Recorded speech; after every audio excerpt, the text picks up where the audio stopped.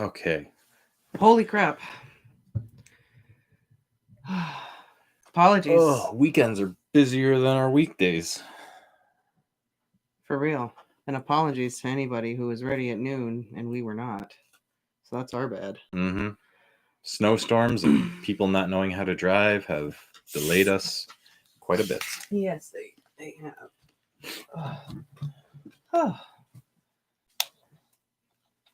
Good morning. Good morning. Welcome. We finally made it. We're sorry. Woof. Howdy. Hello. Welcome. I see myself in the camera and I look like a poo today. Well, we did just have one of the most stressful shopping experiences of our lives. Yes. Hello. Boom, Hello, boom, everyone. Everyone's here. I'm in New York, so I know. Oh, I bet the city's awful. I bet it's way worse.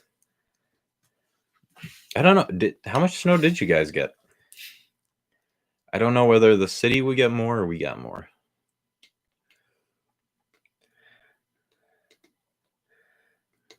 I bet it's not just that. I bet part of it is everybody just running around doing shopping too.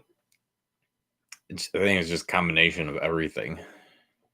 Lots of snow. Everyone's Christmas shopping. It's nuts. 6 to 8. 6 to 8. We got like 3 feet. Yeah, we got like 3 feet. We were supposed to get 6 to 8, and then bam, like 3 feet of snow. It's 6 degrees here. It's pretty cold. Oh, Sherry, you live in my dream place. I wish I didn't have to deal with snow. Katie's like, I want snow. I've been teasing Katie with pictures of snow. Oh. It's beautiful to look at, but it's not so fun to be in. I don't mind it. I really don't. But right, 6 degrees Celsius. What was it this morning when we woke up? You said it was 7 degrees Fahrenheit outside. It was 7 degrees Fahrenheit, so that's like -10 Celsius. Something like that. No, it'd be more than that. I think it's closer to like -20. Somewhere between -20 and -10 degrees Celsius, I think. Don't quote me on that. Yeah, I'm not about converting right now. I've done enough of that in chemistry this year. I'm rewriting Harry Potter and the Year of Love. New ending, new material. Ooh. Yes. So future live stream read. I picked this up while we were out.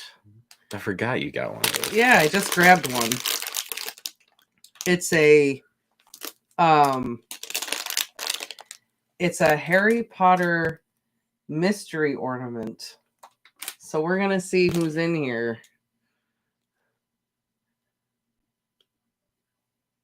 Yeah, that is actually pretty funny. Canada's supposed to be where you get all the snow.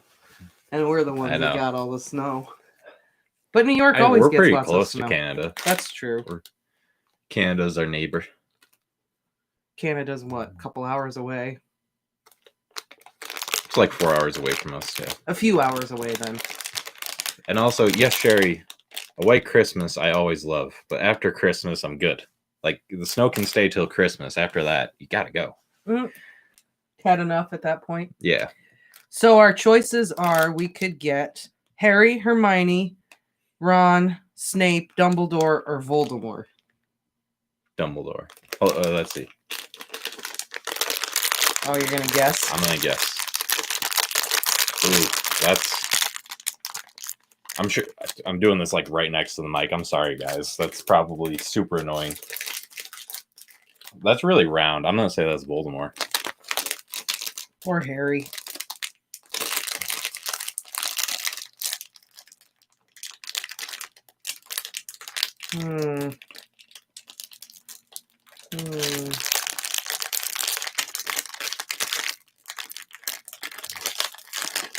All right, let's just see what we got. Let's just see who it is. Oh, I need to brace myself for more chapters. This wasn't crazy. Oh, it was Harry. Potter. We got a little Harry Potter. Cool. I mean, it's Harry Potter. So, Harry Potter. Very cute. Maybe he should go on the tree next to Hedwig. What do you think? Oh, actually, that'd be perfect. Yeah. Not next to Snape. Not next to Snape. That would be mean to Snape. Yeah. Okay. Yes, if he thinks the last chapter is crazy, he definitely needs to brace himself. That is true. Oh, that's cute. A Quidditch Harry. That's cute. I would have preferred Voldemort, but I'll take it. Billy was eating one of your hair ties while chewing on it. Okay, that's far away from Snape, on the other side of the tree. I used to live in Victoria, and it snowed, and the city shut down, and the buses stopped running. I was working at a 4-star hotel, and they put me up for the night. That's cool. You got to stay there for free in a 4-star hotel? Please tell me you got room service for free too, right? I feel like they definitely provide meals. At least a continental breakfast. I mean, come on. Right? So Harry is her favorite character. But that's an unpopular opinion. That's true. People like you really don't hear people admitting like Harry Potter is my favorite character. No one says Harry's my favorite character, but which is weird because he is a great character. He's underrated. Most people never pick Harry as a favorite character. Oh, you got your nails done for free though? That's cool. Nice. All right. No food, but free manicure. I'll take that. I'm Harry hungry, but damn, am I looking good? That's right.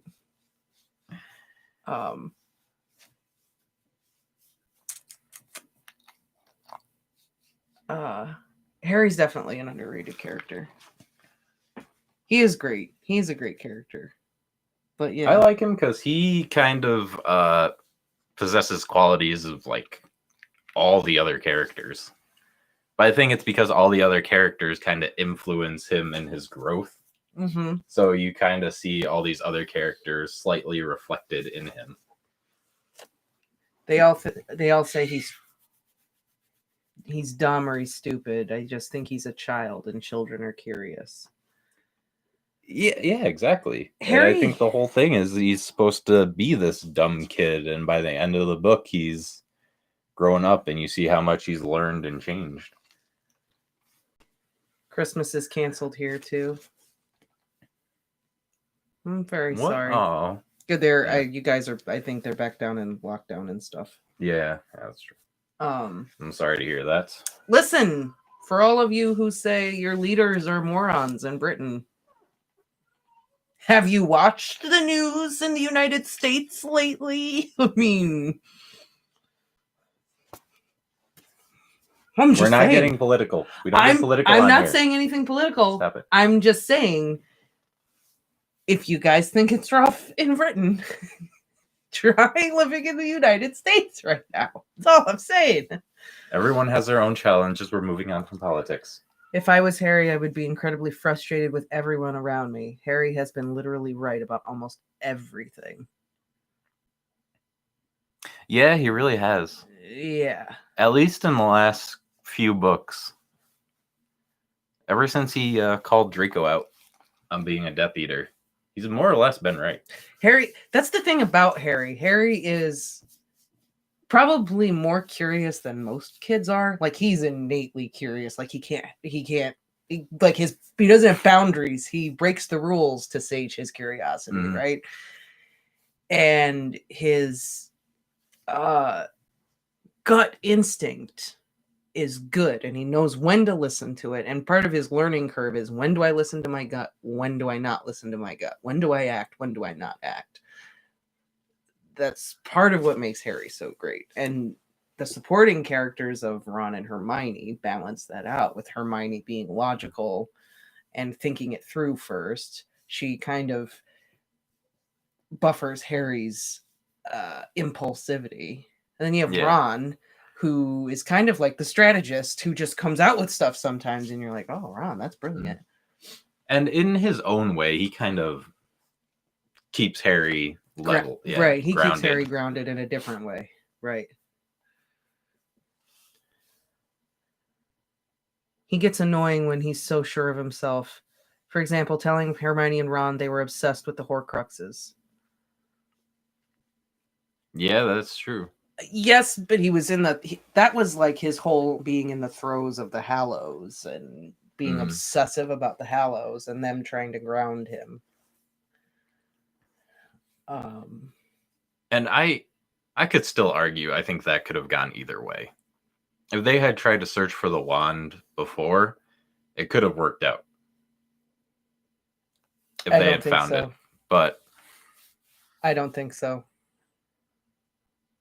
I think Harry needing to go after the horcruxes is tantamount and most important, because it wouldn't matter if he had the wand, because he'd still need to.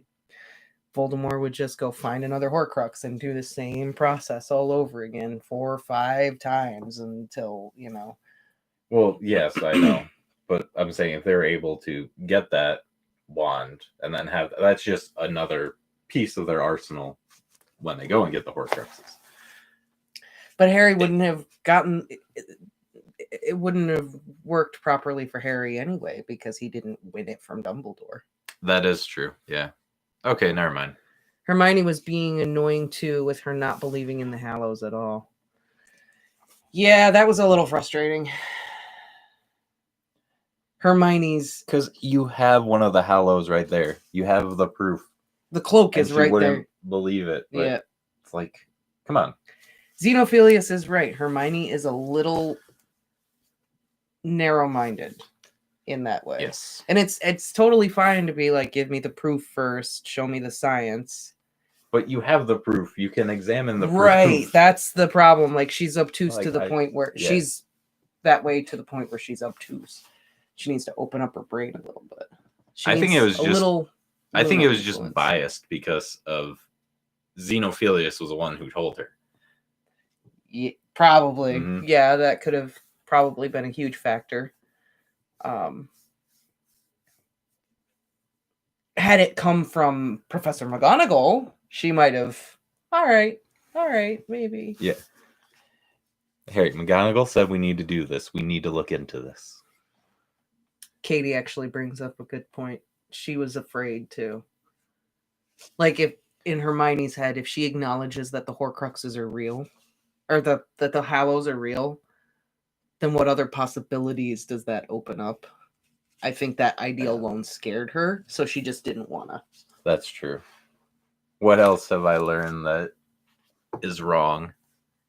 What other books have lied to me? Right. What other things will she start to doubt? That's funny. Me and Joey Rue both say the same thing. She's being obtuse about the whole situation. Mm-hmm. She really is. It's like when she didn't like a plan just because it came from Sirius. Yes. Exactly. She was all about, let's start the resistance. And then as soon as Sirius is like, yes, do that, she's like, oh, wait, hold up. Hang on. If Sirius thinks it's a good idea, maybe we shouldn't do it. Wow, Hermione. Way to show us what you think of Sirius. Rude. Yeah, for a character that comes across as very open-minded, she can be very close-minded a lot of the time. Which is why I think Ron is such a good balance, because he's always willing to argue it with her. Yeah. Ron is always there to just, but wait, no. Hang on. Mm-hmm.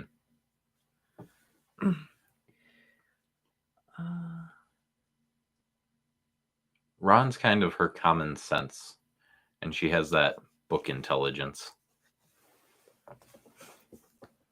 Ron knew the wizarding world, Hermione knew the muggle world, while Harry knew nothing of either. I know you guys did the last stream on Twitch for the giveaway, but I'm super glad you're on YouTube. Much easier for me to watch. Oh, yeah, no problem. Yeah, well, the Twitch thing was like an experiment. We wanted to see how it was going to go. Yes, the kissing scene. I love when Ron and Hermione finally kiss. We were just talking about this. Yeah. He mentions the house elves, and she's just like, "Oh, Ron, the house elves." Harry just standing there like, "Guys, really?" Right? I know. Harry's just like, guys, that Voldemort, he's out there. You can hear the explosions. The castle is literally coming down. He's literally outside on the grounds right now. There's giants out there. Yeah. Like, keep it in your pants for now. Which leads me to wonder, was Ron and Hermione really looking for anything in the lost and found room? Or did they just find a place to be alone?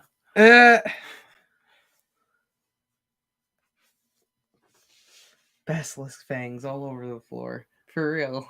Just drops them all. Ooh, whoops. Yes, the house elf plot comes full circle. I love that. And it reminds me of that scene in Phenomenon when John Travolta buys all those chairs. Oh, yeah.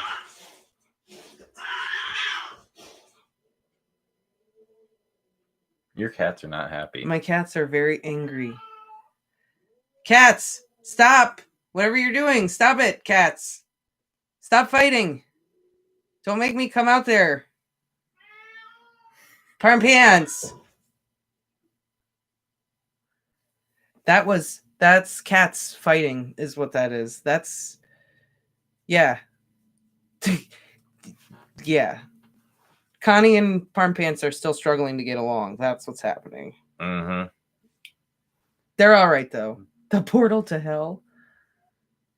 Bailey's just sitting there trying to mind his own business. I know. Bailey's like, that's cat business. I'm just here doing dog stuff. That's cat society. Ugh. But it reminds me of that scene where she comes to the store and all of her chairs are gone. Someone bought all the chairs, and then she finds out that John Travolta bought all the chairs. And she's like, why did you buy all the chairs? And he's like, I love these chairs because you made them. And they're the most horrifically ugly, uncomfortable, awful chairs. They're awful. But she sees that he likes her so much that he goes and buys them all because she made them. It's just exactly what Ron did with the house elves. It's like he spends all the books like, Hermione, the house elf thing is so stupid. Nobody listens to Hermione about the house elf thing. Then finally, full circle, Ron is like, no, the house elves, we have to save them. He finally like gets it. And thank goodness he didn't take it literally and buy all the house elves. Hermione, I bought all the house elves. What do you mean you bought all the house elves? I mean, I set them free. Take the sandwich back. I don't need it. The movie's called Phenomenon.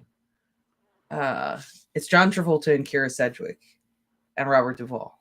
And it's really, really good. You should watch it.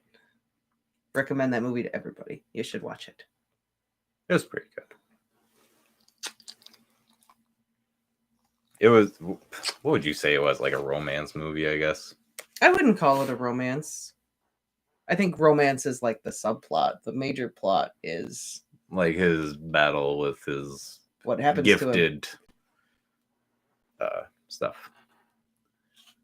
Totally random, but now that we are past it, Biggs, what are your thoughts on Aberforth and the goats? I truly don't think it was ever him. I think Aberforth and the goats will forever be a joke with me. It's just too funny, and they played it so well throughout the whole book. No, I don't think Aberforth ever did anything with the goats, though. It was cover up. Yes. He may have done some weird magical things to them, but I don't think anything that we have implied throughout the books has happened. He was covering for Ariana. I think something happened with Ariana when she was helping him with the goats. Yeah. Michael says that Bailey is such a beautiful dog, and he wants to adopt one. Oh, this thing on your neck, Bailey. Oh my goodness. I would definitely adopt a Bailey. He's a Pit and Jack Russell Terrier mix. Yes. But Sweetest dog ever. And he's great with kids. He's crazy though sometimes. Yes, when you get that mix of dogs, it's high energy. He's very high energy. Not right now, but you should see him when we come home. But it's insane. But we had him as a puppy when Ramona was like a baby, and she really didn't know how to behave around animals at the time. So she would throw herself on him, grab his tail, pull his ears and stuff, and he just took it. He was good. He never growled at her or did anything like that. So he's always been a great boy. I would always recommend a dog like this if you get a chance. He eats everything like a goat. It's true. Not just socks. He eats everything. He eats everything. Don't lie. Joey Rue would like to know who you think is going to die by the end of the book. Voldemort. Okay. Right out the gate, Voldemort. Gotta. I mean, He's come on. gotta. Let's see. Fred died. Voldemort. Yeah, Fred just died. Yep.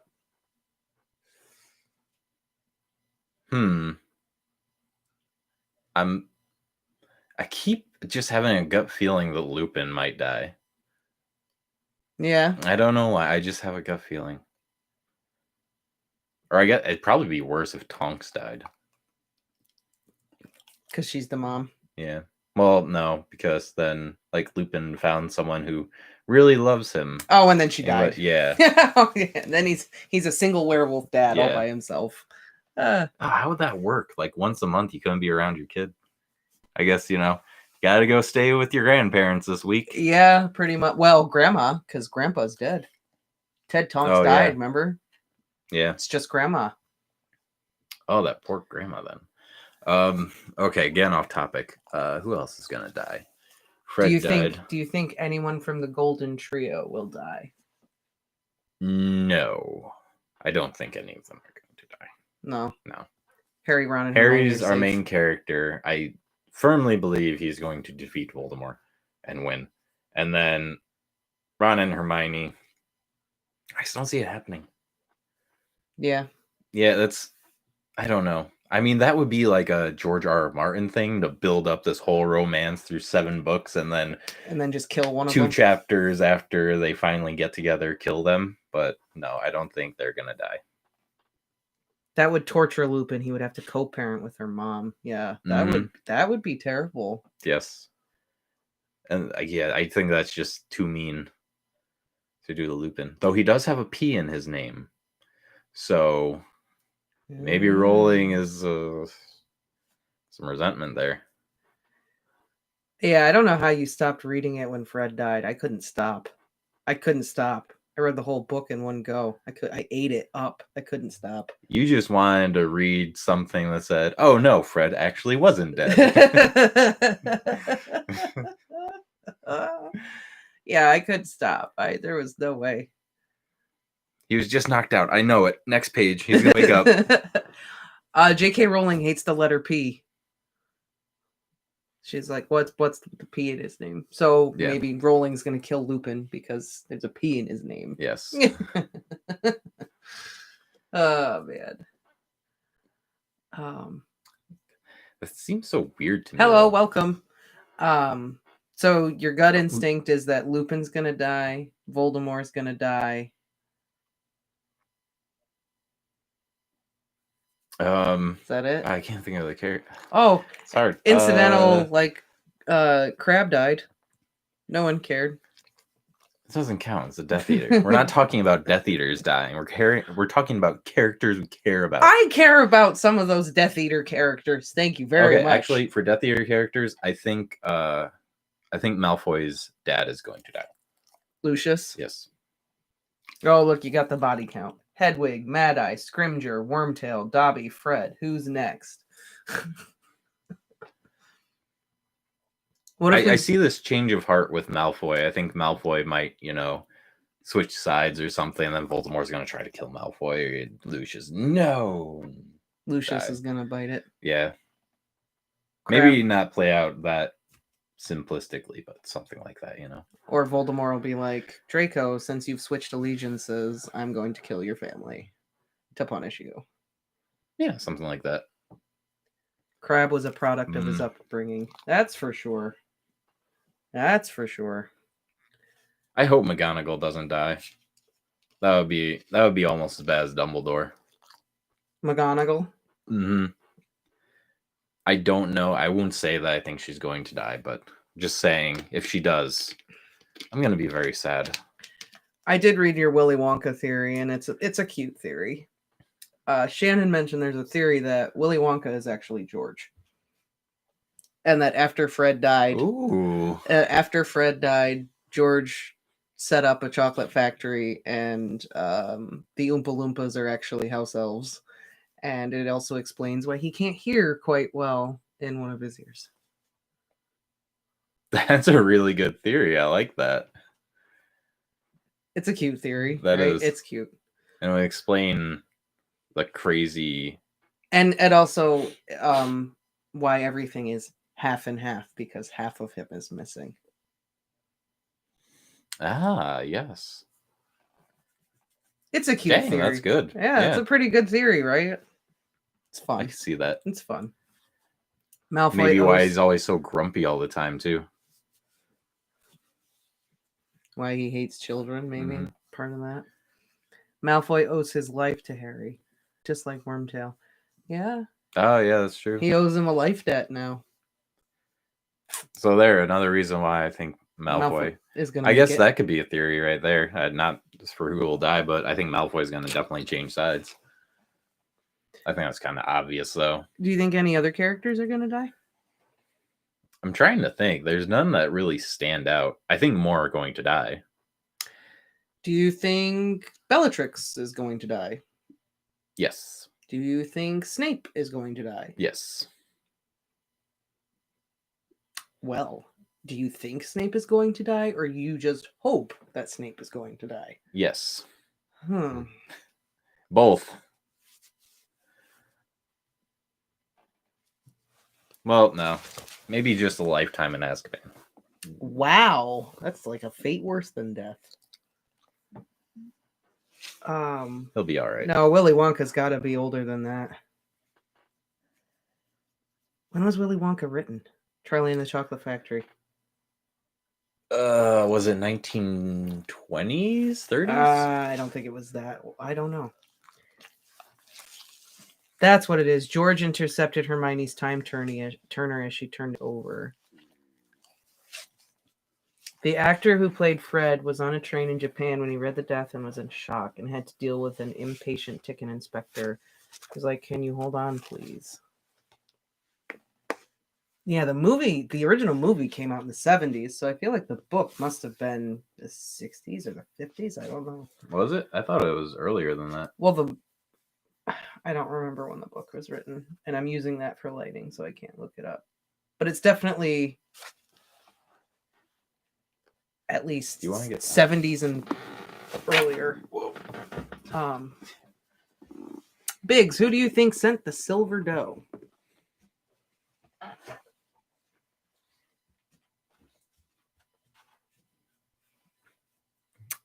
I don't know. You don't know? Was it Snape? He's like, we don't know his Patronus yet, do we? No, I don't think we've ever seen it. There we go. Somebody looked it up. 1964. Okay. Charlie and the Chocolate Factory was written in 1964. Why did I think it was older than that? Maybe it takes place earlier than that. Yeah, I think it definitely does take place earlier than that, but I don't know. It's one of those books I thought was older than it is. Seems like it's been around forever. It kind of it's like a classic. Yeah, it's an icon. To come out that it's an recently. Icon. But then again, I guess Harry Potter is considered a classic, and that came out in the early 2000s/90s. 97, the first book came out. Mm.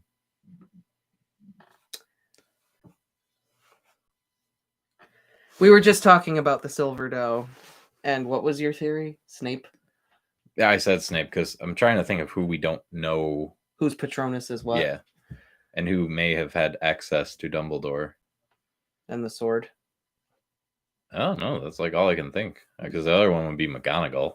But we saw hers. Well, yeah, that's why. 3 fulls. She produced 3 fulls. We know McGonagall is a badass. I agree. Yes.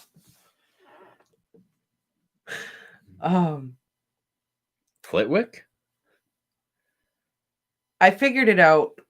I figured it out pretty easily. But it was more of like a Harry moment when I figured out who had the silver doe. When I saw it in the when you read the chapter of the silver doe and I read the whole chapter, my gut was it's this person. And I just was like, that's just what my gut tells me. It wasn't like any clue in the books or anything. It was just like, that's just what my gut is telling me is who sent the Patronus. And I happen to be right. Well, so it was a true Harry moment for me. But it also has a lot to do with my gut feelings about a lot of the things that happened from 6 onward. I had specific gut feelings about very specific things, which we will discuss once we finish the book.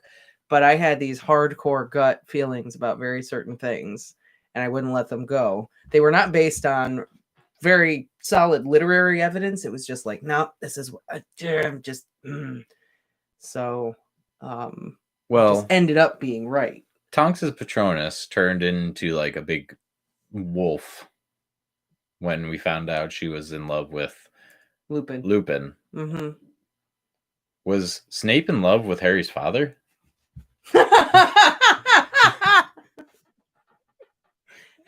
And that was why he hated him? Because he wasn't gay? Yes. It was a resentment. He turned him down. That's why he sent Voldemort to him. Maybe. Katie's like, it all makes sense.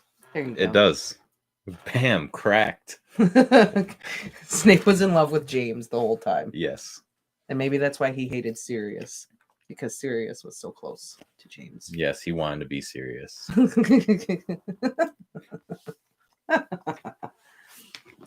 All right, well, I guess that's your running theory since process of elimination. Well, let's see. Whose Patronuses have we not seen? Molly's. Yep, we haven't seen Mrs. Weasley. We haven't seen Ron's, but you told me it was a dog. Yeah, because you don't find out in the book. A Jack Russell. So a Bailey. Well, the half Bailey. Half a Bailey. You haven't seen Luna's. I thought we did. Yeah, but how would she have? You haven't seen Neville's. That's true. Can your Patronus be a plant? I feel like Neville's would be a plant. No, it has to be an animal. Like it could be like maybe a Venus flytrap I was or gonna something. say Venus flytrap or one of those bell things. The bell flowers. Like the pitcher plants? Pitcher plants, yes. Or maybe it'd be like an in-between, like a coral or something. Yeah, like they're an animal, technically. A very poisonous coral. A sea anemone. Anemone. All right, don't hurt yourself.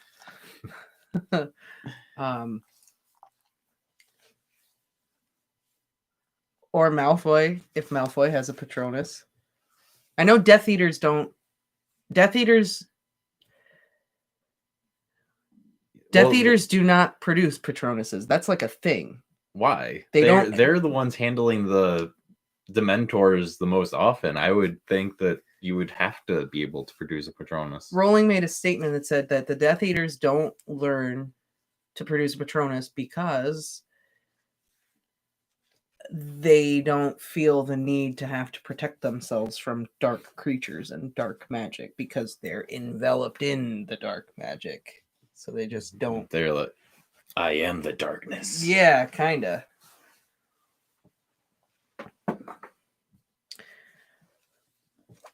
Malfoy wanted to be Harry. He was jealous. And he didn't have good friends. This is true. Malfoy didn't really have friends. No, he had lackeys. And whatever you would call Pansy Parkinson. Like I was gonna say a groupie. I was girlfriend, not I gonna be don't that nice, know. so that's I was gonna say a hole to occupy. So there it is. Fangirl. Katie was a lot nicer.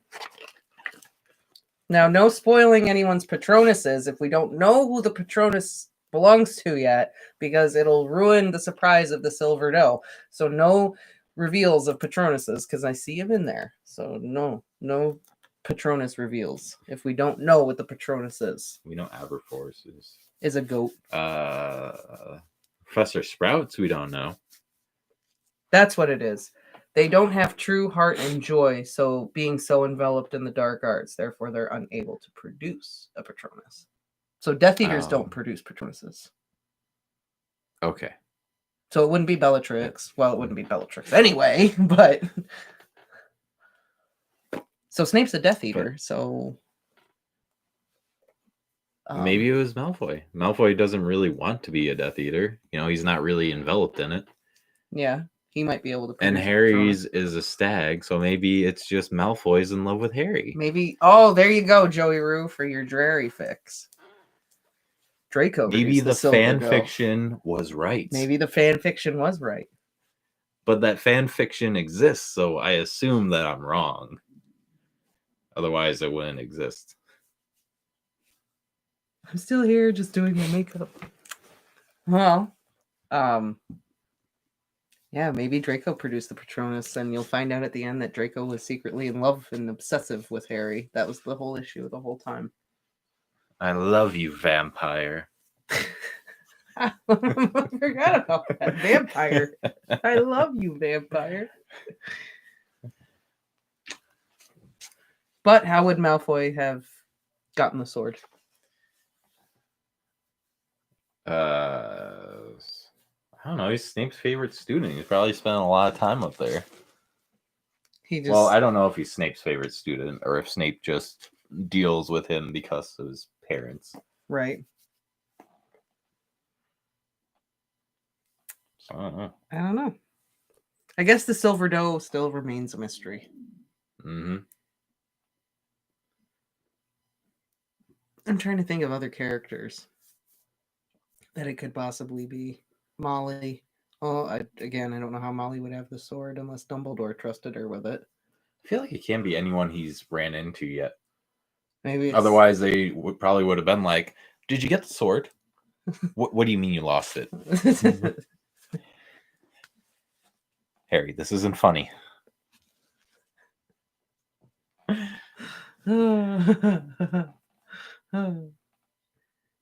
But is Snape a Death Eater if he can make a Patronus?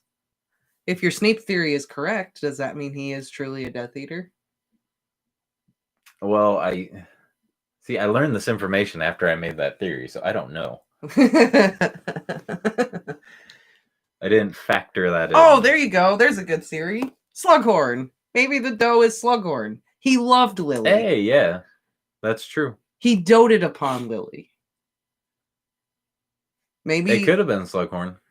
But again, I feel like Slughorn definitely would have wanted that praise. Like, I sent you the sword, Harry.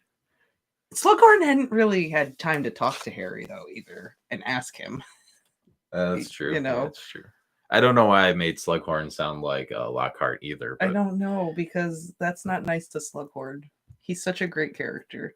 I feel like Slughorn and Lockhart have like the same goals. Slughorn is just a lot more intelligent about reaching those They're goals. shades of each other, right? Yeah. They're definitely, yeah. Slughorn doesn't want to be out in the open. He doesn't want to be... He wants all the praise and none of the... He just wants to be in the background attention with all the connections. He doesn't want to be out there in front of it all. He just wants his crystallized pineapple. That's all. Fancy things. And a ticket to the Quidditch World Cup every now and then. Right, whenever he wants it. I think Draco just wanted to have a real friend. Yeah. I can see that. Slughorn, love that. Slughorns is probably a slug. Oh, well. Slughorn likes his comfort. Get back, Death Eaters. Eventually. Slug just crawling across the ground. Slughorn likes his comfort, but he has a loving heart. He does. He Exactly. very much likes to live the lifestyle that he's been accustomed to, but he's a good guy about it. Yeah, he has a good heart. He has a good moral compass. Mm-hmm. I agree. If Harry Potter was written today, there would definitely be more open LGBT characters in the story. Oh yeah, for sure. I have no doubt about it. Crazy to think how much has changed with that in 20 years. I definitely think that the waters are murky enough to assume that Dean and Seamus, that could happen. Oh yeah. Maybe it did. I don't know. Maybe it is. Maybe it is happening right now. I could see it. What other characters do you think sexual orientation could be in question?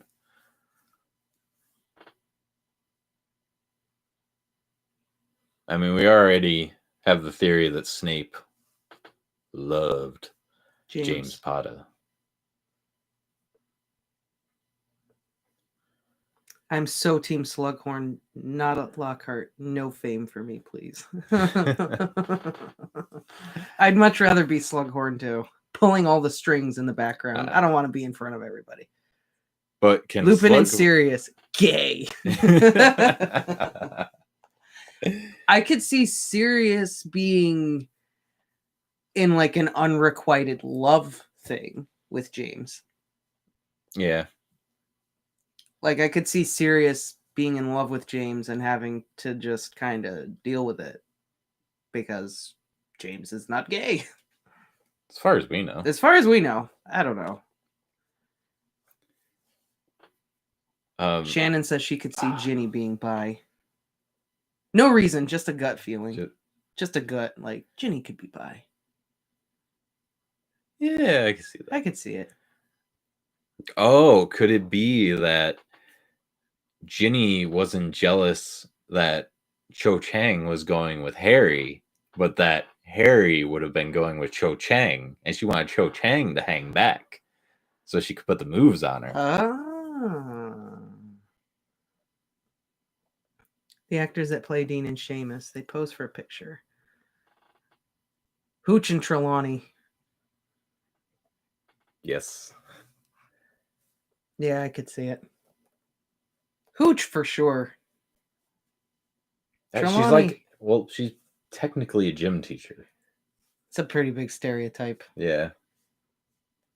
And this was in the 90s, so stereotypes still held ground. Hooch and Sprout? In literature, at least. Hooch and Sprout. We never see Sprout. I don't even know. Maybe she's busy with Hooch. We never see her either. Maybe they're busy growing magic weed and chilling. I don't know. I've said it before, but it could be Trelawney and Hooch, like Turner and Hooch. Yes. Yes.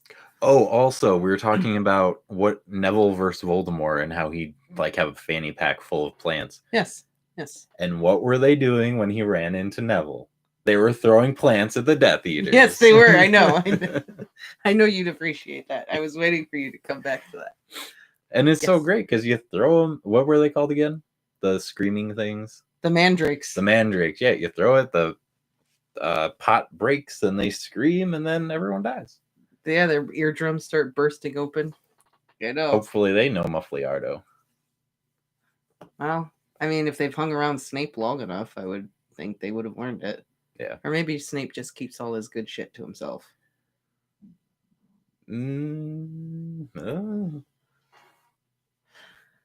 But yes, Neville running by. They're not gonna like these. The minute you said that about the fanny pack, I was like, oh, just wait. Just wait. So literally, Just chucking plants out the window. Yes. Ah. if he was to be a superhero, he'd be Nature Neville. Do you think Fang's gonna make it? He better. Oh. He better rolling. I mean, Hedwig didn't make it. Dobby didn't make it. I don't care. He's a good boy.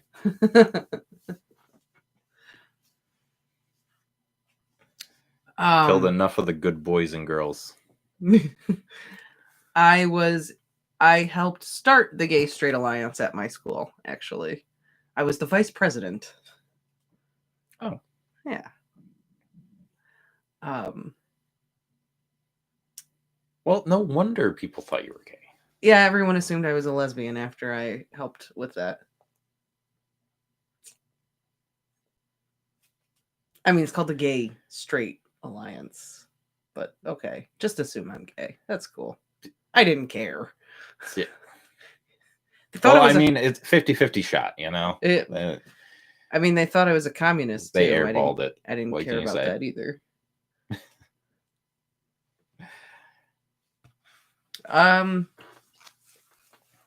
Let's see. I graduated in 2009.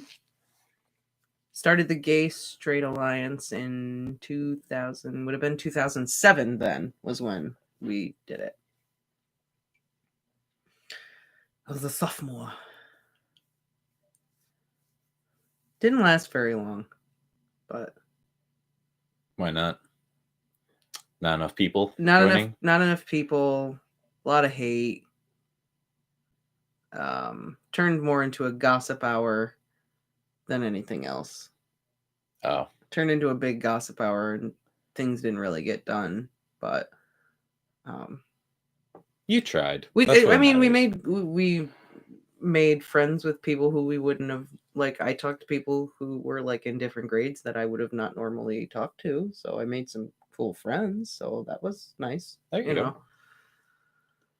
Crazy theory. Trevor the Toad is really Captain Ginyu. Yes. I'd love to believe that that's Captain Ginyu. Wouldn't it be more likely that he's the little green frog guy? No, he's Captain Ginyu. Oh, okay. All right. Yeah. Well, if you weren't ready, you weren't ready, you know? That is what it is. But it's very nice that they kept asking you. Wait, what? I didn't see. Joey Rue said he was too closeted to go to the GSA, but they'd ask him every week if he wanted to come, so it must have been very obvious that he was gay. Oh. I mean, you're not ready. You're not ready. I went to high school. I went to high school with a kid who we all knew he was gay. We all knew he was gay. Said he wasn't gay, whatever. People used to pick on him all the time. All the time.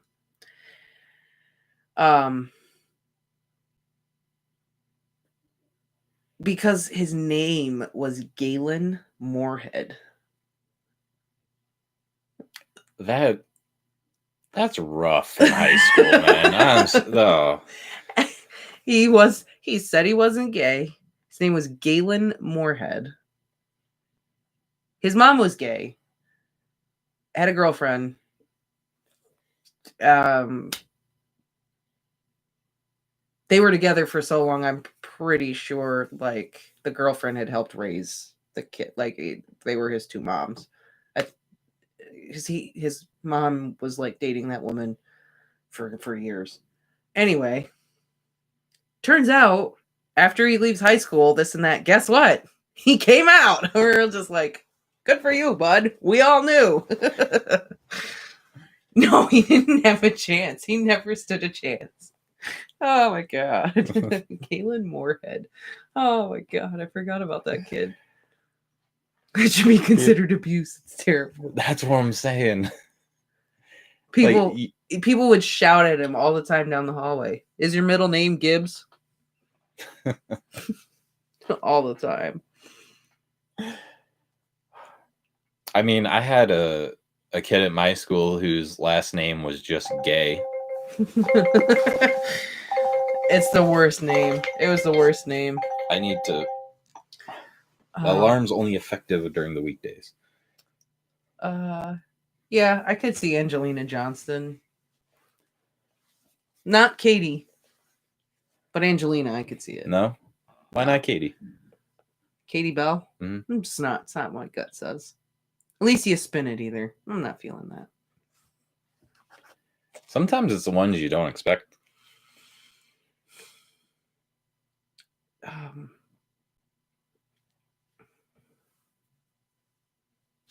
God, the Galen thing just threw me. I was gonna talk more about Harry Potter, but that blast from the past just got me. And now I don't remember. I was gonna bring it back to Harry Potter. I can't think. I think we're just going to talk about what characters we thought may be gay. Oh yeah, so we were just talking about gay everything. Anyway. Gay. Oh, someone wants to know the reason behind Believer wants to know the reason behind our YouTube name. That was what it was. I saw that question and I just okay. So the reason behind our name is it just was something we found that sounded cool. We liked the meaning and no one else had it. It means drinker of books in Latin. Yep. And it was available without having to put numbers at the end of it. So we took it. And it works really well for our channel. About books, drinker of books. Yeah, they did go to the Yule Ball together. However, that does not necessarily mean she was straight. Yeah, that's true.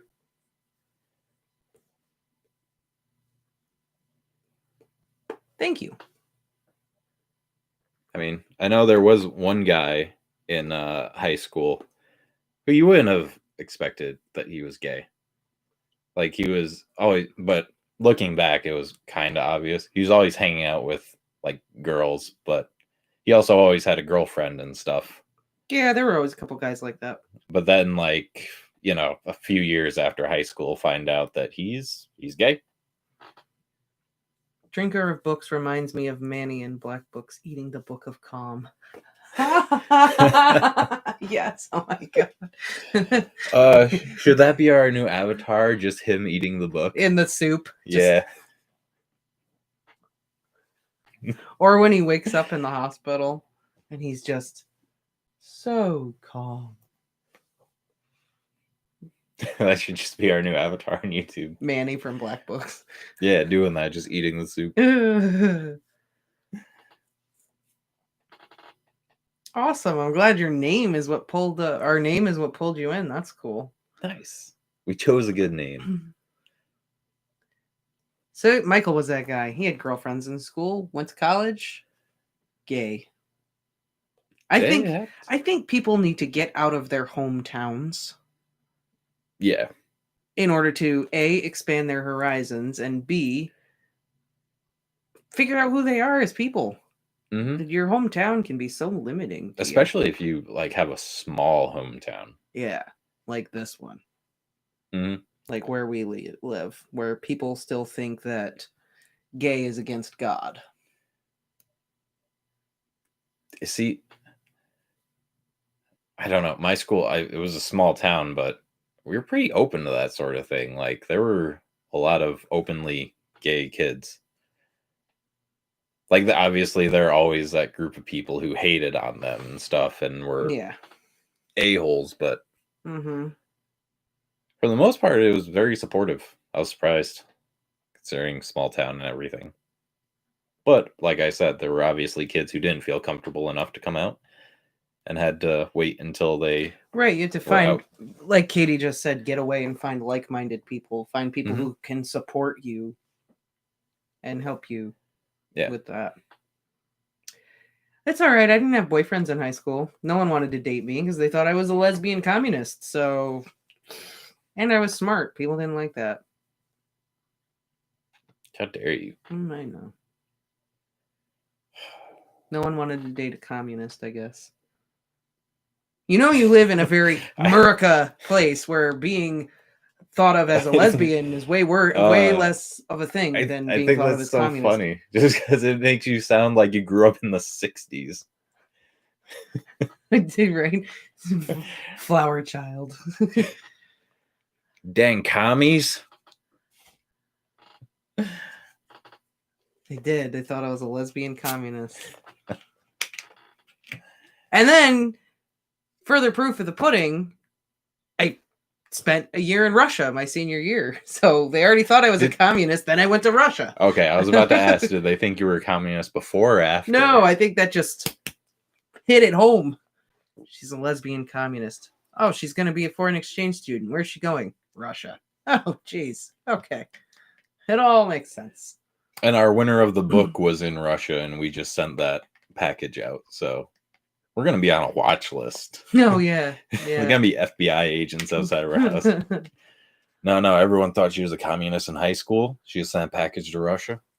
When did we have a hammer and sickle flag in the background of our early videos? What? What? I don't know. Maybe the pillow was in the background? Oh, maybe. You do have that pillow. Where is it? There it is. Is this what you're talking about? Is this what you're talking about? This thing? Maybe? This is actually... You're supposed to pin all your medals on it that you win being in the army. That's what this is for. It's not for sleeping on. I do have a flag. It's just upstairs in the attic. I have a USSR flag, and then I have a Russian Federation flag upstairs. Oh man, we ever want to irritate our neighbors, we just got to bring that out. Yeah, right. Let's fly that. Oh, I know our neighbors are Trumpers. We should put the Russian flag out. How do you say hello neighbors in Russian? Formal or informal?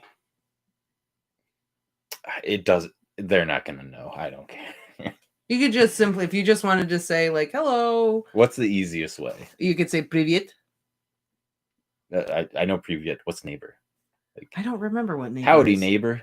You could say, how about friend? I know what friend is. I'm sure there's a word for neighbor. I just can't think of it. Oh, okay. Drug. Drug. Привет, drug. Or we want to say howdy. Привет, drug. Or do you want to say you could say hello comrade instead. Yes, there we go. Привет, comrade. Yeah. Or zdrastye. Zdrastye. I'll say comrade. They're not going to know what zdrastye means. No, that's not comrade. That's another way to say hello. Oh. Zdrastye. It's Здравствуйте is the super formal version. Oh, okay. Здравствуйте is like you first meet that person, or they're like your boss, or super professional hello is Здравствуйте. Oh, okay. But привет is like you say that to your friends. Gotcha. All right. So remember comrade. Yes, despite all the hammer and sickle memorabilia we are not communists. No, we're not. Wow, that was a long pause. Who am I living with? I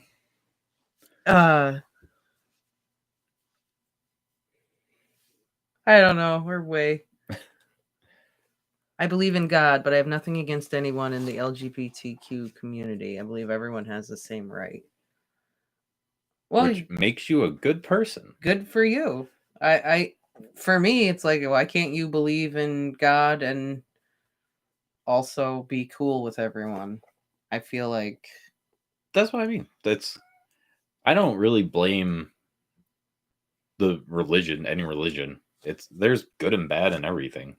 You always have those extremists who take it too far and use the religion as an agenda for their own beliefs. I also read, actually, so the big argument that Christian people always make about how homosexuality is a sin, and they use Leviticus in that argument, Leviticus says that man shall not lie with another man. Actually, I read something that said if you take the actual translation in the original language that the Bible was written in, it actually doesn't translate into man shall not lie with man. It translates into man shall not lie with boys because that is an abomination. So it's actually talking about pedophilia, not homosexuality. There you go. In which case, yes, bad. Very bad. And all those people that use the Bible to justify their hatred, like, do they even read what Jesus said? This is like not look at the New Testament at all. Like, Jesus is all about acceptance and loving people for who they are. Exactly. So it's not the religion. It's the idiots. Don't hate a religion just because they're some bad people. Extremist fools. Judge the person by their character. Right, yeah.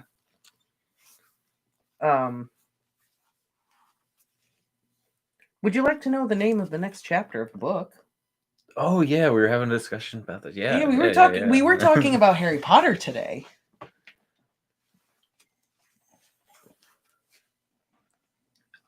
Oh yeah, there are all kinds of communities and religious organizations that are purely LGBT. That's cute. Like, that's why I'm like, God, if you believe in God or whatever, loves everybody the same. If, gay, straight, whatever, it's all people, it's all nature, it's all biology, it's all connected. Mm-hmm. Plus, if you go the science route, like, why would there not be same-sex attraction if there is opposite-sex attraction? For every one thing, there is always an opposite. Mm-hmm. Why wouldn't that not be the same thing as sexual orientation? I forget who says it in the book, but Sirius says it. Judge a man on how he treats his servants. I think it was about Barty Crouch. Sirius says it. Yes. When Barty Crouch, how he treats Winky, right?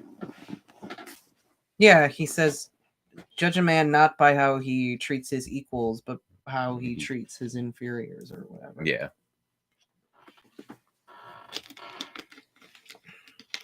Which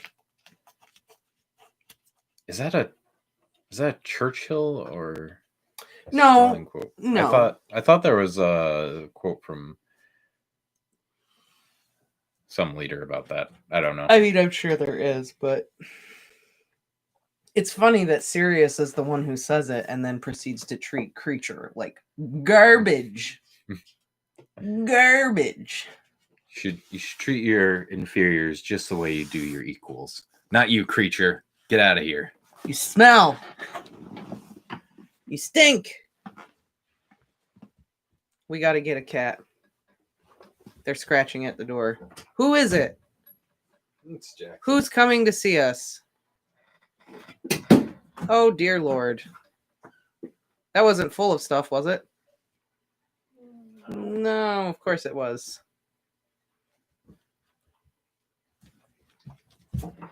Jackson and Bailey are just having a standoff. Hello, Jackson. How are you? Good bee. Good bee. Good bee. Okay.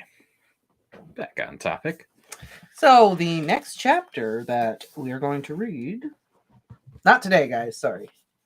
But the next chapter is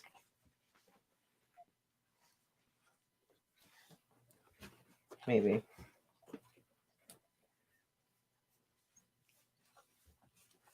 Boy, da Jesus, the next chapter of the book. Lord have mercy on me soul. Are we going to Ireland? No. What's the chapter? The Elder Wand. Oh. So I guess we'll find out if Voldemort does have the true power of the Elder Wand. We got a new cat. over a month ago. Her name is Connie. Mhm. She's been in a couple of the videos, but this is not a new man. This is the man who's been in all the videos. This is the classic. J Action 009. Mm-hmm. Put in the action and satisfaction. Dear God. Okay, Bailey, figure it out, bud. I don't know who started the cat fight earlier. I don't think she started it. I think it was probably Parm Pants. I don't know. It was probably Parm Pants. Maybe she started it. I don't know. I wasn't out there. I'm sure they're all fine though. You big BB. You big BB boy. He is. He's my baby. But yeah, the next chapter is the Elder Wand. It's gonna be interesting. So we're gonna have the showdown with Voldemort and Harry. Harry's just gonna take the horcruxes out there and just drop them in front of him. Like a mic drop. Now what, Voldy? Oh, Vladimir finally made it. Oh, hello, Vladimir. Jackson, what are you doing? They love each other. Just it's taking a while for Connie and everybody to adjust. Trust me, they're getting there. They're getting better, but it's very slow going because lady cats. Or maybe we'll have the my theory where it's going to be Snape who controls the Elder Wand. Maybe Snape will kill Voldemort and then try to take over the Death Eaters. Then Harry has to defeat Snape. Who do you think is the master of the Elder Wand right now? Snape. Because Snape technically was the last one to kill the owner of it. But we actually had this discussion. You said Dumbledore never killed Grindelwald. Right. And we never really fully found out whether the wand for its true power to be transferred if you had to kill the person. Well, Harry won Draco's wand without killing him. But it's not the Elder Wand. That's what we're saying. Like the whole mythos behind it was that you had to kill the person to get it. Or maybe that's just the kind of person that it attracts, these violent people who are just like, I'm going to kill you, take your wand. Maybe, but he asks Ollivander, and Ollivander doesn't know. He's like, maybe there's one like that. So is it that you have to kill the holder for it to be the true power? So did Dumbledore ever have the true power of the Elder Wand if he didn't kill Grindelwald? Like, as badass as Dumbledore was, what if that wasn't the Elder Wand? That was just Dumbledore. I don't think the wand would have ever really worked properly for him to begin with. You know how, like, Neville's magic was mediocre for the longest time, and then all of a sudden he got a new wand and he got way better? Mm-hmm. Stop asking those questions. The snake is the only Horcrux left. Yeah, and Grindelwald didn't kill Grigorovich. It's true. So the true master of the wand is still out there. Because did Grigorovich kill anyone to get the wand?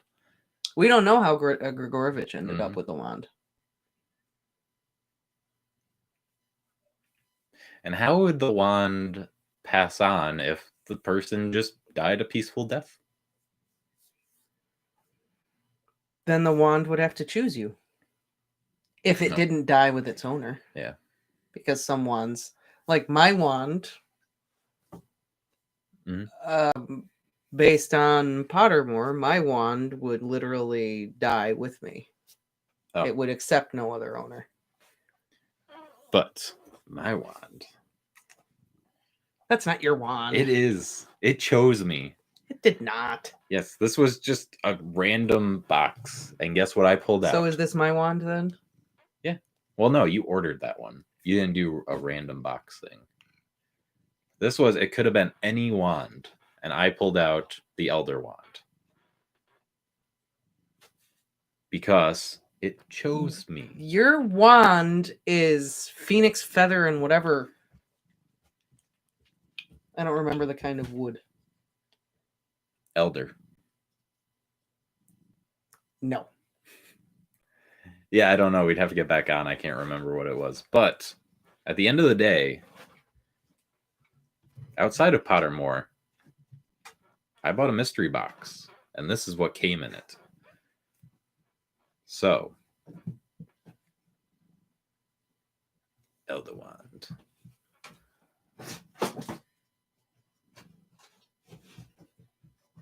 I think everyone's comfy now. Are we That's finally at peace down there? No.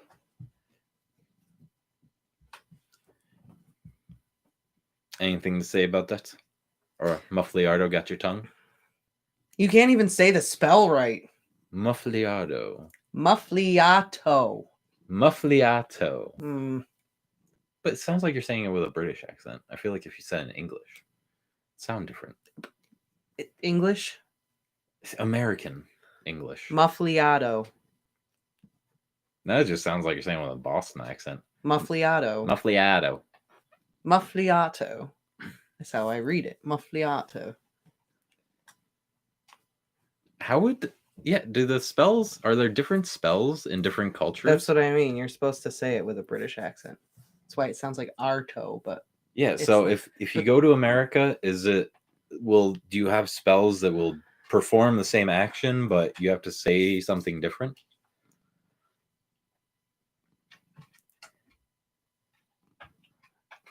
Hey, talking too much. Muffliata. He also puts another R in Cruciatus when he says it too. Cruciatus. It's Cruciatus.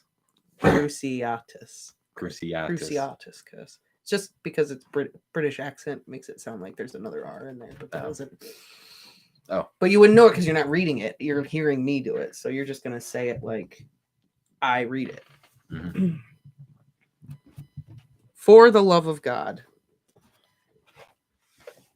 Restless dog syndrome. I see that. He can't be comfortable. Because the big boy is here now. So yeah. Okay. I wouldn't be a very good wizard, but it doesn't matter because I have the Elder Wand and you can't beat me when I have the Elder Wand. It's the unbeatable wand. But if you're a shit wizard, it's not going to help you. The unbeatable wand. It is not an unbeatable wand if you're a shit wizard. If you don't know any spells, it's not going to help you. It'll do that thing it did with Harry and Voldemort, where it just. No, it won't. No, it won't. No. I have faith. No, because Harry's wand was his wand. His wand, and it knew him and it defended him. That wand, you know how many people... Look, you're killing Joey. He's like, I can't do this anymore. Stop it.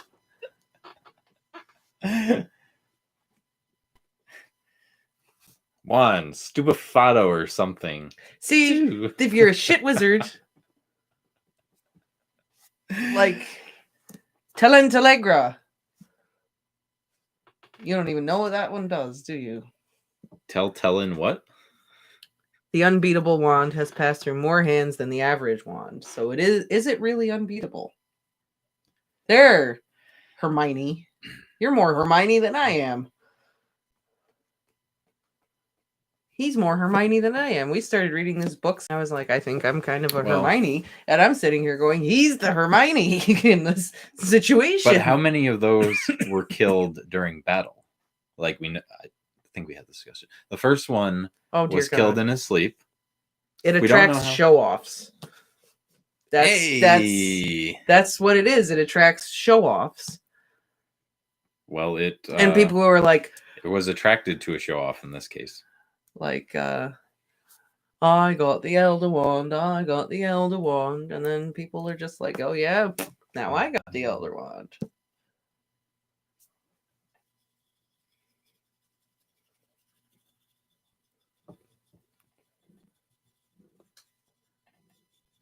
So funny it would fall into Voldemort's hands too. Now Voldemort. I have the Elder Wand. I have the Elder Wand. Doesn't mean it was meant to be passed that way, though.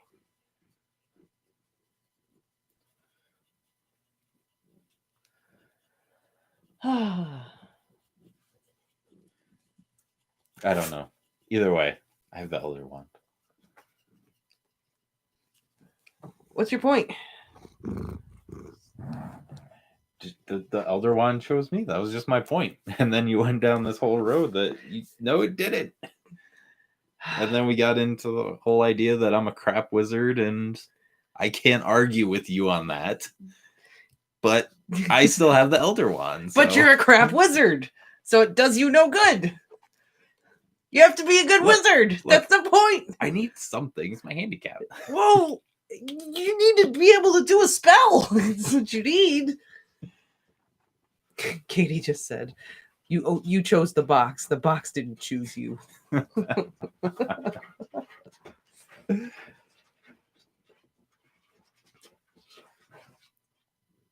Your cat this time. The Elder Wand reminds me of iPods back in the day. People showing it off and then getting them stolen. It's gonna put this here. Question: do you really think Death itself created the Deathly Hallows, or do you think someone made them? Ooh, that's a good question.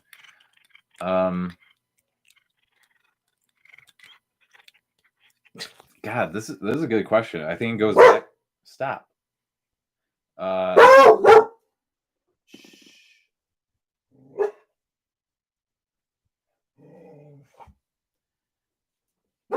think it goes back to my question on whether the wizards have their own religion or if they follow just regular religions. Is there like any afterlife? Is there a death, as it were? Well, I mean, it was in the story. Death was personified, so I know, but is that a wizard thing, or was it? It's a wizard fairy tale. Well, I know, but I'm gonna say yes. Death did create them. So you think because obviously that's because obviously, I mean, no wizard has ever been able to recreate any of the Deathly Hallows. They haven't been able to make an invisibility cloak that lasts forever. So there's some other worldly power controlling it.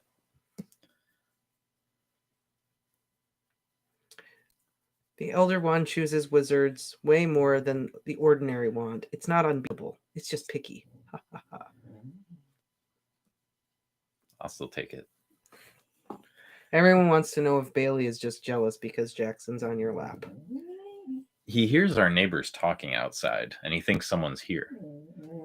So he's barking. Wand of Elder yes, never he is very jealous. Wand of Elder never prosper. That's a thing. So your wand's bad luck. Fair enough.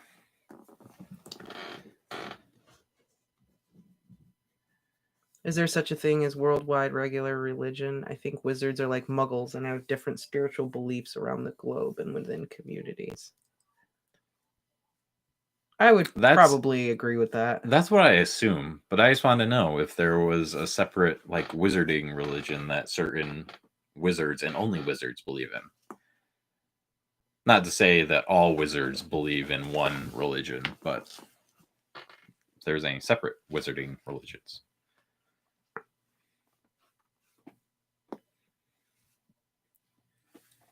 I would think that they would vary. And I would think that whatever Muggle societies they used to interact with probably influenced some of that. Mm-hmm. I am down for wizard Buddhism. They're called Death Eaters. That's a cult. That's a cult. That's different. Slughorn is the Buddha. Slughorn is the Buddha.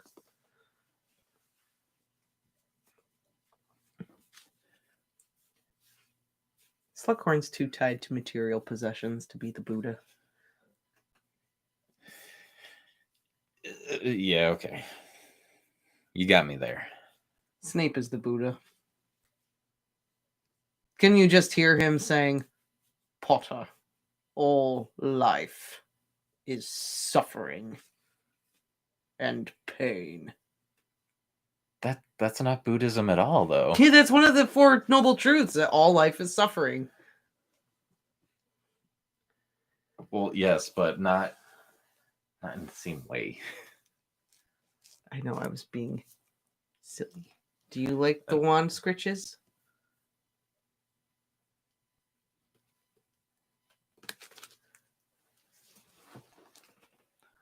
Also, one of the things about the Buddha, Snape really is the Buddha. Here's one for you. One of the other tenets of Buddhism is that you never know the identity of the teacher until you no longer need to be taught. Oh. Harry went all of book 6 learning all that shit from the Half-Blood Prince. Didn't know who he was. Boom, he doesn't need him anymore. Finds out it's Snape. Snape is the Buddha. All right, dang, you got me there. Yeah, he's the Buddha. Skinny Buddha, but he's a Buddha. Well, right. Yes, it's one of the it's not the whole point of Buddhism. You are correct. No, and I was being nihilistic about it to kind of be funny. That Snape is the Buddha. There's nothing funny about nihilism. There's nothing at all about nihilism. Exactly.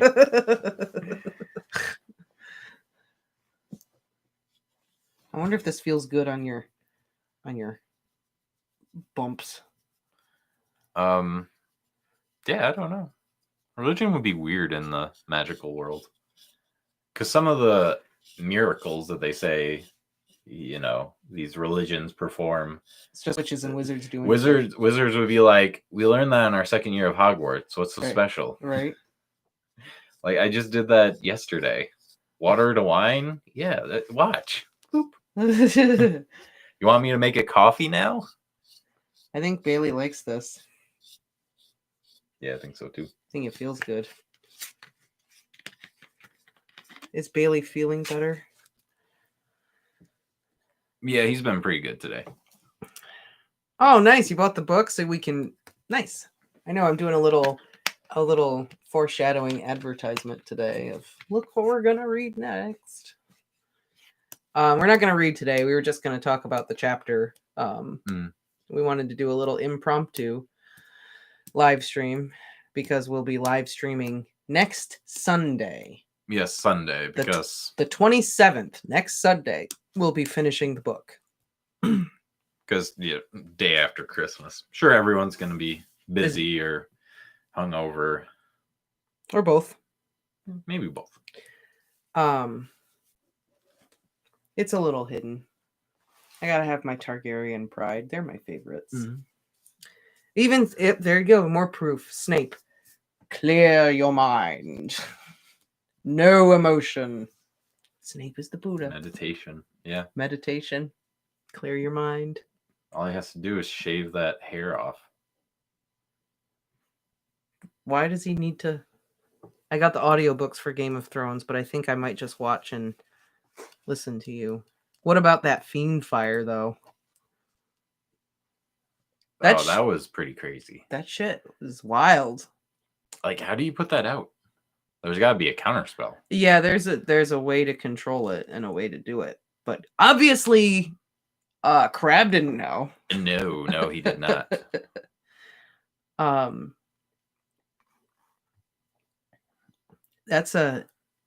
Fiend fire is like one of those things. Like, you better know what you're doing. You better be on like Voldemort, Dumbledore levels of skill to manage that. Yeah. I'm surprised someone hasn't like burnt down a country with that. Yeah, I'm sure there have been like crazy incidents. Oh, cool. You're so Michael has never read the Game of Thrones series, so he's going to read with us. So that's exciting. Thank that's you gonna be awesome for going on the journey with us. That's cool. You will like it. It's very shocking in the beginning, I'll say that. But Americans should adopt Boxing Day and Canadian Thanksgiving. I'm down. I'm down. I'm down for Boxing Day. More holidays, count me in. Right?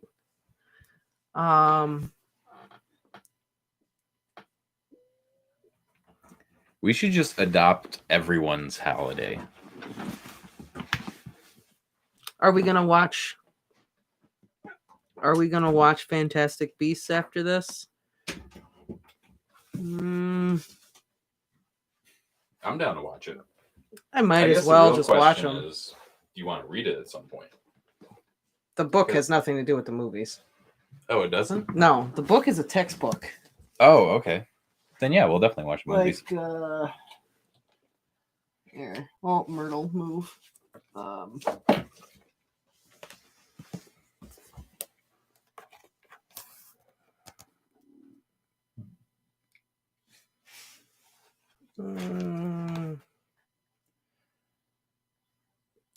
The Bundymun. The Bundymun. The Bundymun. Ministry of Magic Classification XXX. Bundymuns are found worldwide. Skilled at creeping under floorboards and behind skirting boards, they infest houses. The presence of a Bundymun is usually announced by a foul stench of decay. The Bundymun oozes a secretion which rots away the very foundations of the dwelling in which it is found. The Bundymun at rest resembles a patch of greenish fungus with eyes, though when alarmed it will scuttle away on its numerous spindly legs. It feeds on dirt. Scouring charms will rid a house of an infestation of Bundymuns, though if they have been allowed to grow too large, the Department for the Regulation and Control of Magical Creatures, Pest Subdivision, should be contacted before the house collapses. Diluted Bundymun secretion is used in certain magical cleaning fluids. Okay. So they're like it's like a text termites on steroids. Yeah. And meth. Manticore. And all the drugs. Mer people. Gnomes. A fwooper. Fire crabs. Flobberworms. Demigoos. So we can just hop into Fantastic Beasts. Yeah, we can just watch the movies, although I think some of these are fun to read.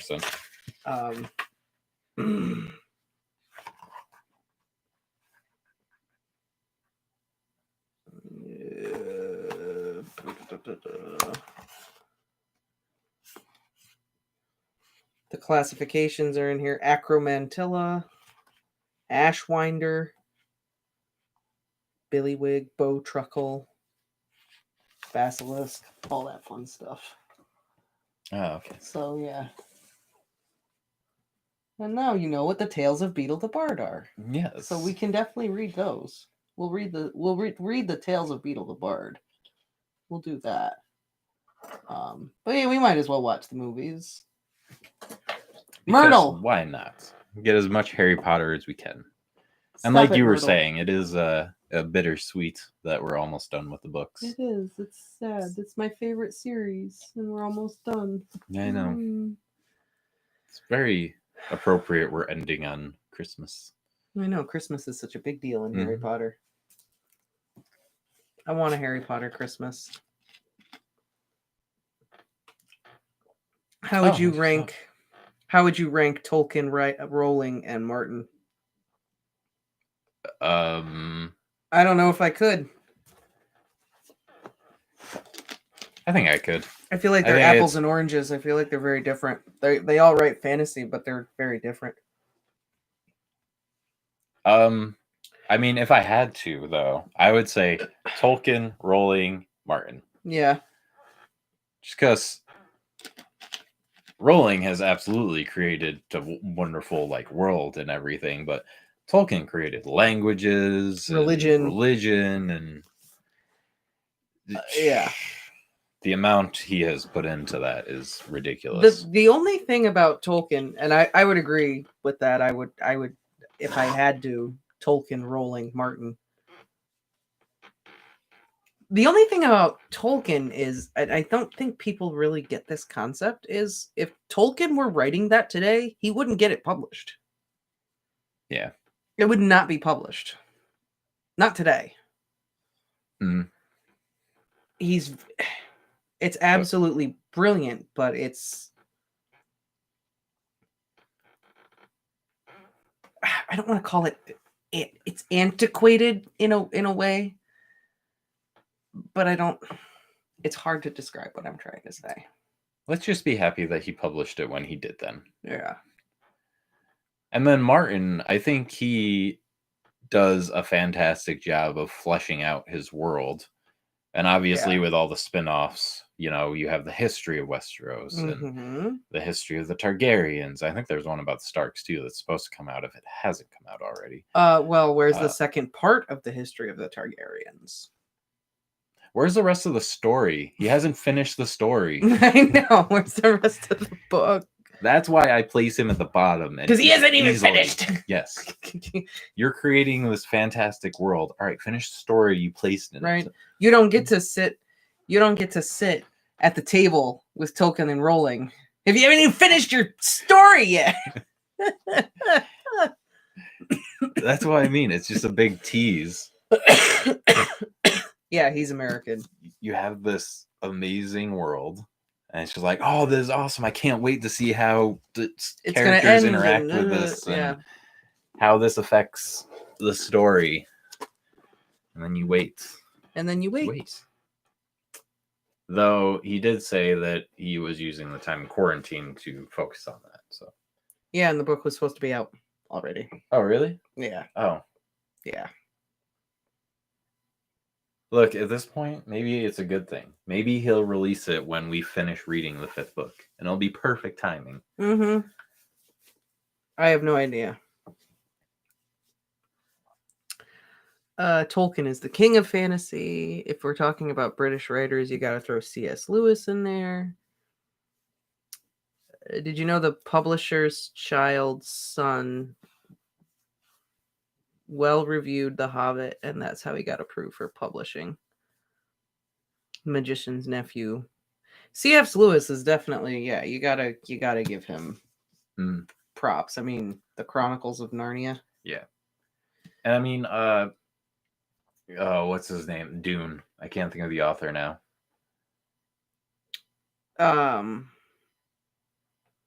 But okay, never mind. Actually, I'll take that back. That's sci-fi. That's sci-fi. Frank Herbert. That's the guy's name. Although, just if we're talking about building amazing worlds and great stories, right? He's definitely up there with it. Oh, Frank Herbert for sure. Masterful. Yeah. Frank Herbert's the man. He's the Tolkien of sci-fi. He is the Tolkien of sci-fi. No one will dare take the empty throne that Tolkien left behind. Those are some big shoes to fill. Those are huge shoes to fill. And this is part of the problem, though, is I don't think if anyone even tried to do what Tolkien did, I don't think it would get published anyway. The world is so different now from when Tolkien was writing. No one's going to publish that. No one wants to read a book with 4 or 5 pages of song in it. There's no appetite for that. I think you would just have to structure it differently. That's what I mean. You can't write what Tolkien wrote and publish it today. You can create a huge world in that sense, but you can't write it the same way. It's not going to get published. I think Martin has done a pretty good job in that aspect in the modern day. I haven't read Lord of the Rings, but aren't there loads of scenes just about describing the scenery? Yes. Yes. There are a lot of... That man loved his details. Yes, the detail is overwhelming. The volume of detail and history and religion and lore and song and culture, it's unfathomably huge. It's almost like he didn't set out to write a story. He just created a world and wanted to show that off. And these characters just happened to I think go through it. I think he said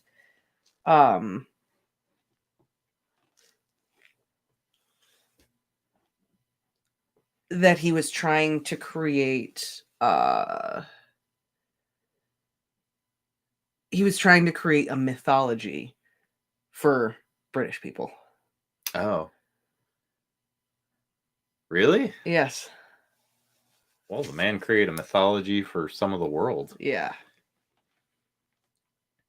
I mean, I could see it. It's pretty. I'd buy it. Alistair is really like on this. He's like, what's your favorite fantasy adaptation? Mine is Lord of the Rings. Tolkien is a god. I think we have found our Tolkien file in our fan base. I really think Tolkien.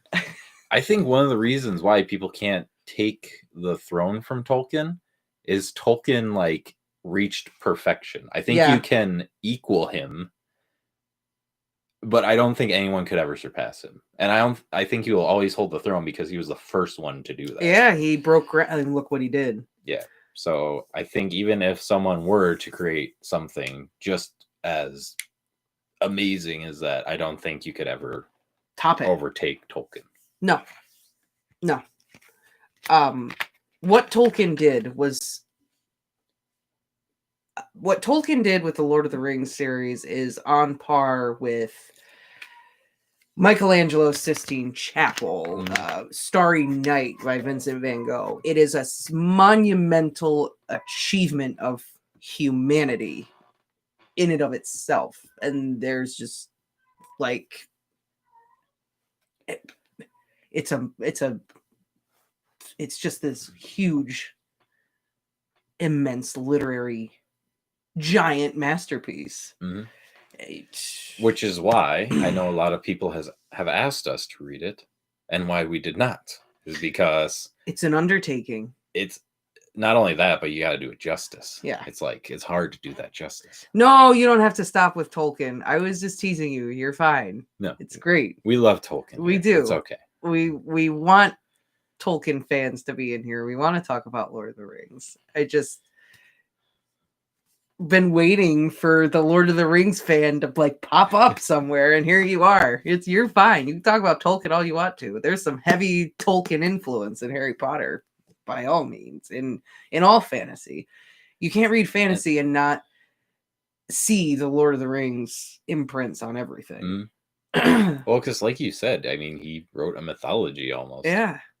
And any fantasy. And writer. when I think of it in that way, it kind of puts into light his genius. Like if you look at most religions or fantasies, it was stories written across hundreds, if not thousands of years, passed down by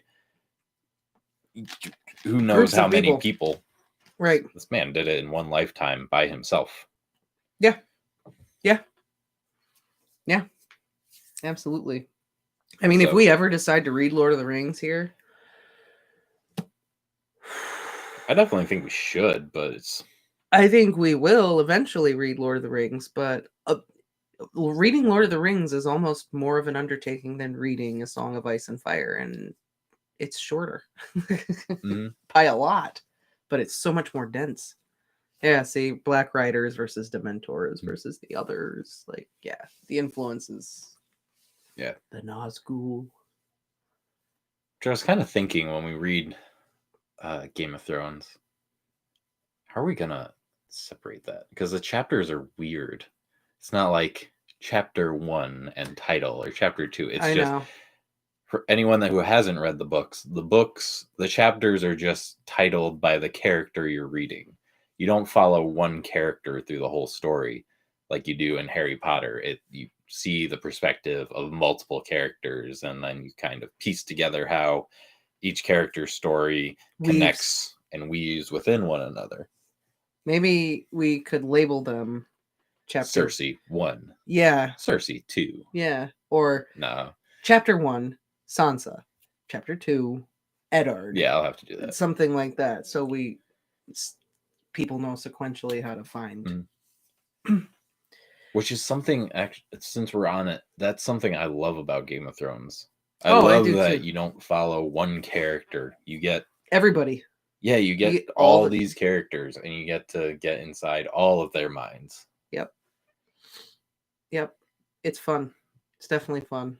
And that's one of the reasons. Then it also makes it very difficult sometimes, because then you're like, oh, it's this character's chapter. No! Oh, yuck. Yeah, people will understand once we get to a certain book. Yes. And certain chapters. Yes. You'll know. A little dry. Which is your favorite Game of Thrones book? I'm gonna have to say A Dance with Dragons. Me too. I was gonna say A Dance with Dragons. Yeah. A Dance with Dragons, or not A Feast for Crows. Storm of Swords. Maybe? That's the third one, right? Storm of Swords. It's the third one.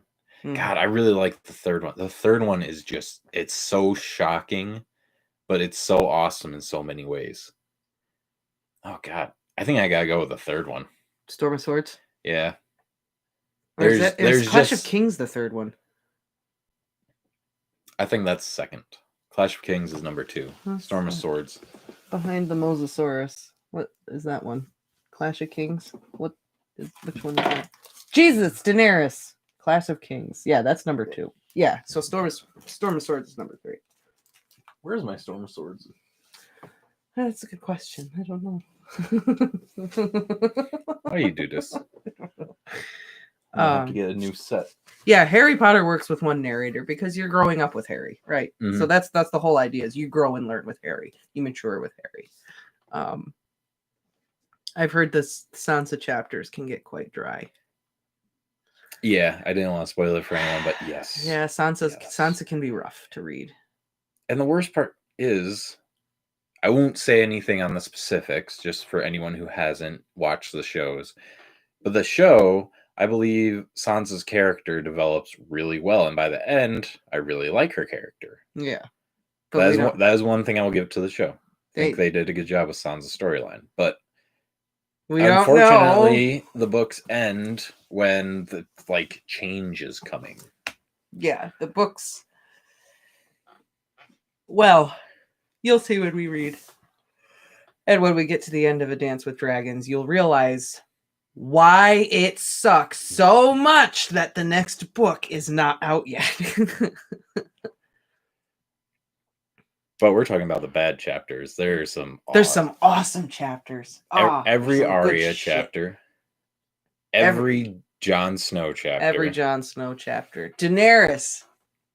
Daenerys. Every time. And the man, the myth, the legend, Tyrion. Tyrion Lannister, the man. Yes. All those are great. Katie is going into this like you went into Harry Potter. She knows nothing. Ooh. You know nothing, Katie Reed. Sorry, I had to say. She doesn't even get that. She doesn't even know that. She doesn't even get that, right? She will, though. She will. She'll get it. She'll understand.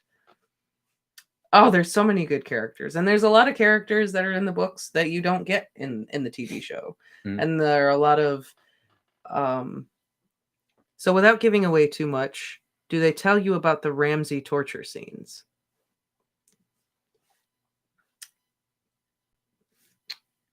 Are they in there? Are they in the books? Is that what you're asking?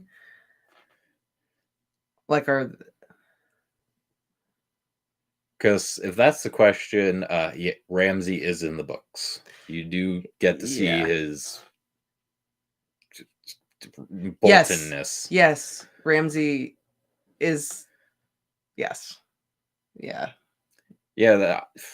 Oddly, that's one storyline that they stuck to rather well, except one big event that they changed in the show that... For no reason whatsoever. I didn't really appreciate that they changed. No, me either. I didn't like it. But, yeah. Rest assured, we will get there and it will happen.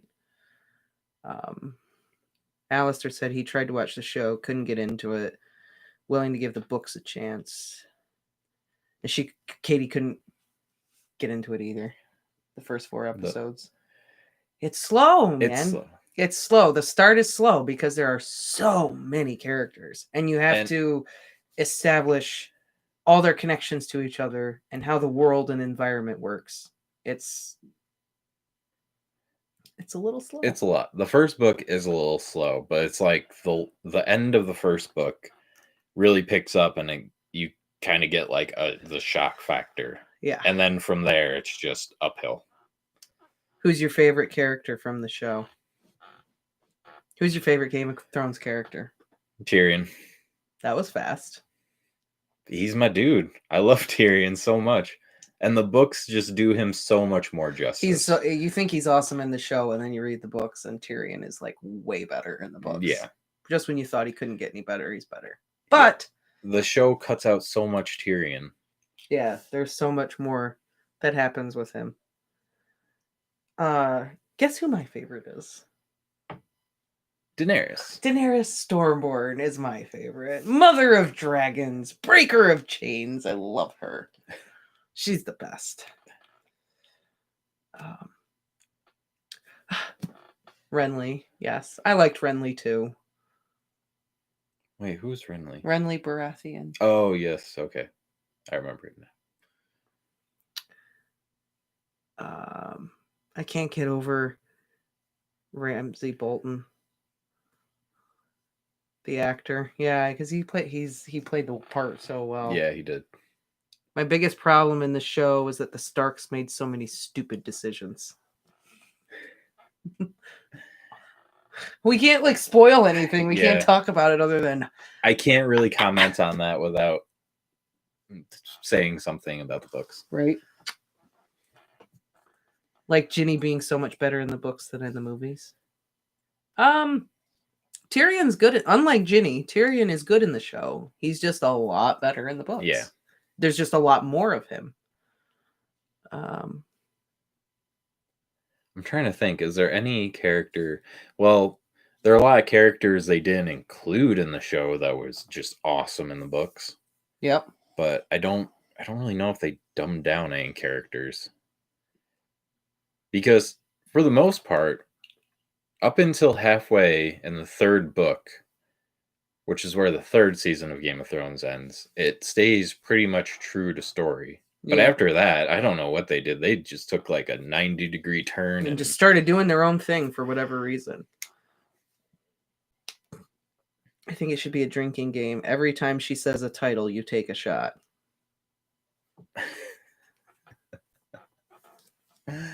Oh boy.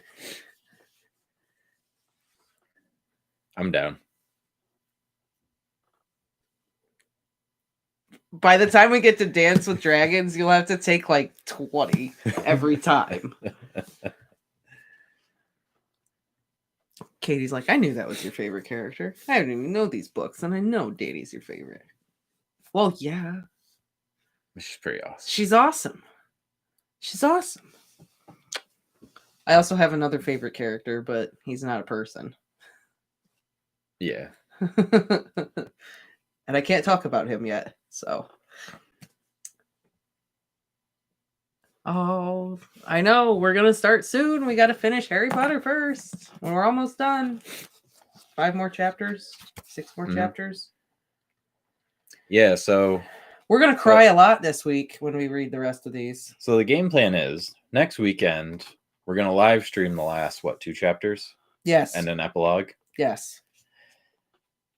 And then we're probably going to take the next week off to kind of build up our Game of Thrones videos. And then the following week is when Game of Thrones will start releasing. Right. So, and it is almost 3:00. So we should actually probably start wrapping up because we were going to do this for an hour. Oh, yeah, that's true. Yeah. So, and I need a couple of hours to edit my paper. Okay. So, recap real quick. 12:27, 12 p.m. We finish the Harry Potter series, last 2 chapters. Mm-hmm. Then we have a week off. Then we will start reading Game of Thrones. Well, week off from uploads. We'll uploads, but we'll be reading Game of Thrones. But But I think our next live stream, we will just talk about the series as a whole. Yeah. So when we do our next live stream, after we finish the book, we will just discuss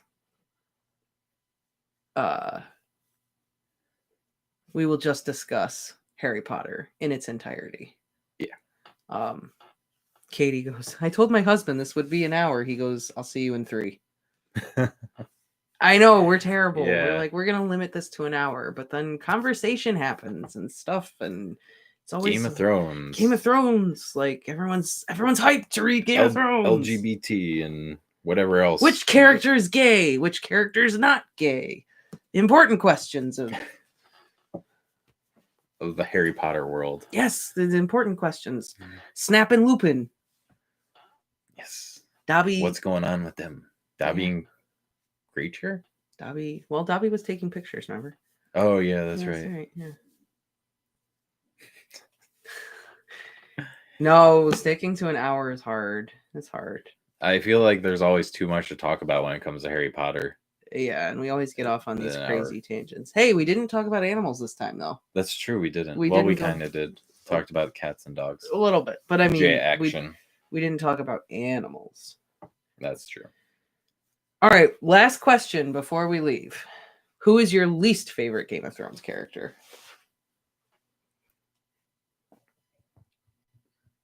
Sansa. Yeah, I think I have to agree with that. If I'm going off plainly the books because I have not seen the full conclusion of her story, Sansa.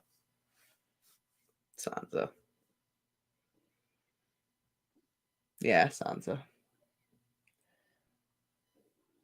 But there are characters that I technically hate more. Like, I hate Ramsay, and I hate Joffrey, but they're supposed to be hated. Right. Sansa is one of those characters that you hate, but you're not supposed to hate. It's like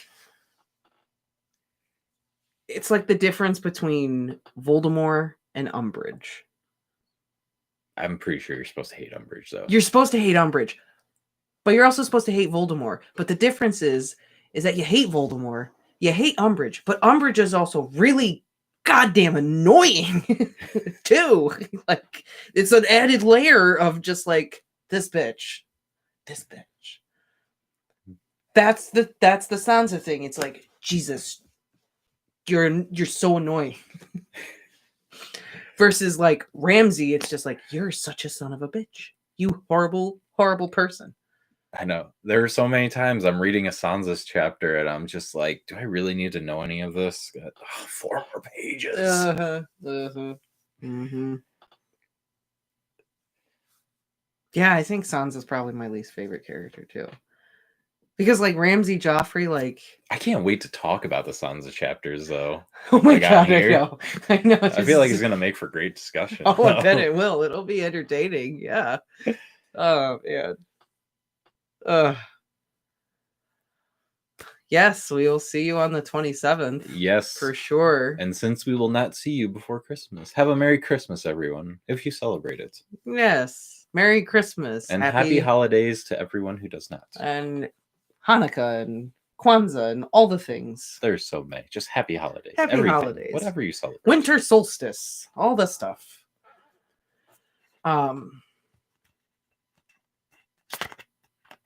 We're going to do our normal uploads this week, right? Yep. So we'll do our normal Monday, Wednesday, Friday. So there will be an episode coming on Christmas. Yes, there will be a video. There will be an episode coming out on Christmas. So if you guys get a chance to watch it before you finish the book, which we have to read this weekend, right? Monday. All right, so Monday, Wednesday, Friday. Okay. I'm just looking. Oh, all right. So, yes, we will see you all on the 27th. Happy holidays. Everyone. Take care. Stay safe. Eat lots of good food all week long and all that stuff. I'm going to stuff my face all week. I'm very excited. I'll be 10 pounds heavier when you see me. Any other announcements? Nope, that was it. That was it. Okay. See you around. Oh, wait. Ooh, what? We were going to start playing the Harry Potter games next weekend, too. Oh, We were going to do that Saturday instead. that's right. Okay. So yeah, next Saturday we're going to begin our playthrough of the Harry Potter games on our Twitch channel. Right. If that's what you're into. If you're into the video game thing, Saturday we will be on Twitch playing what? Harry Potter and the Philosopher's Stone. Harry Potter and the Philosopher's Stone. The game. What time? Katie wants to know what time.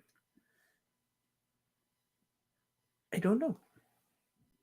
Do you want to aim for noon? Let's aim for noon. Just to keep it simple. Mm-hmm. 12 p.m. on the 26th. We'll say 12 to 1. It's a day after Christmas. And we know today was a little crazy with us. And it was the weekend before Christmas. So 12 to 1 p.m. Eastern Standard Time. So whatever time this stream started for you, it'll probably be around that time. Right. So 12 p.m. Eastern Time on Twitch.